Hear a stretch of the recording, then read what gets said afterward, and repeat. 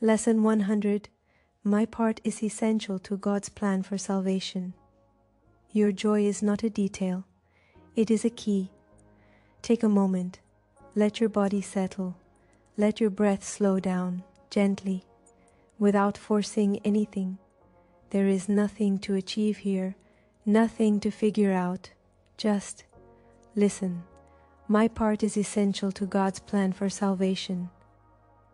Maybe a part of you doubts. Maybe a voice whispers, me, essential?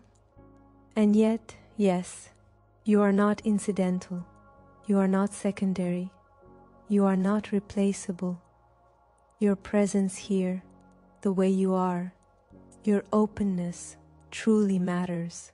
Not in the world as you see it, but in the healing of the mind.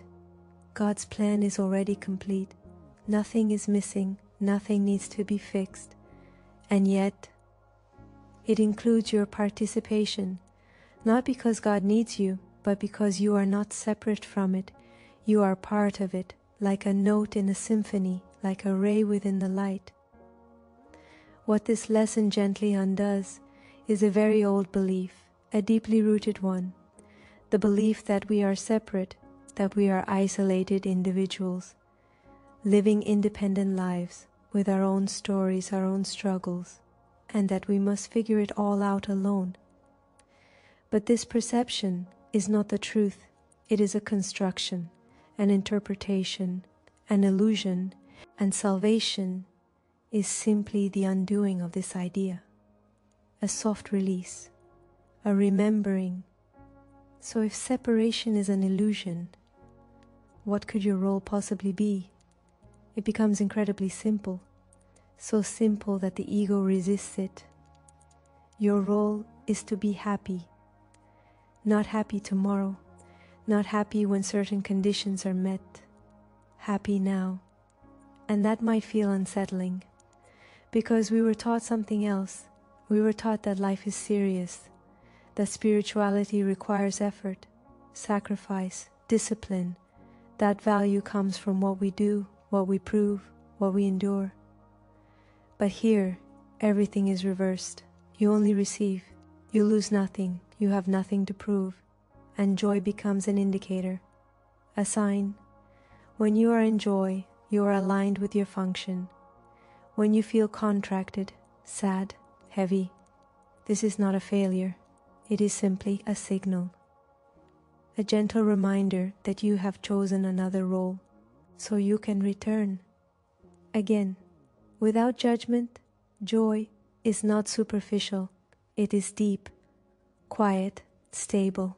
It doesn't need a reason. It does not depend on circumstances. It comes from something in you that has never been hurt. And when you touch that space, even for a moment, something around you shifts. Your joy inspires. Without effort, it reassures. Without words, it opens space in others. Without you having to do anything, your state becomes a message, a living message, a message that says, it's possible. God's messengers are joyful, not because their lives are perfect, but because they no longer believe the world can take their peace away. And you too can be that messenger, not by speaking, not by teaching, but by being. Your smile teaches, your peace transmits, your joy heals. And maybe sometimes you will forget, maybe sometimes you will feel pulled back into heaviness, into intense emotions. And that's okay, truly, because every moment is a new opportunity, so you can pause, breathe, and remember, my part is essential to God's plan for salvation. My role is to be happy. There is nothing else you need to do. And in that simplicity, there is immense power. Because by being happy, you remind the world of what it is.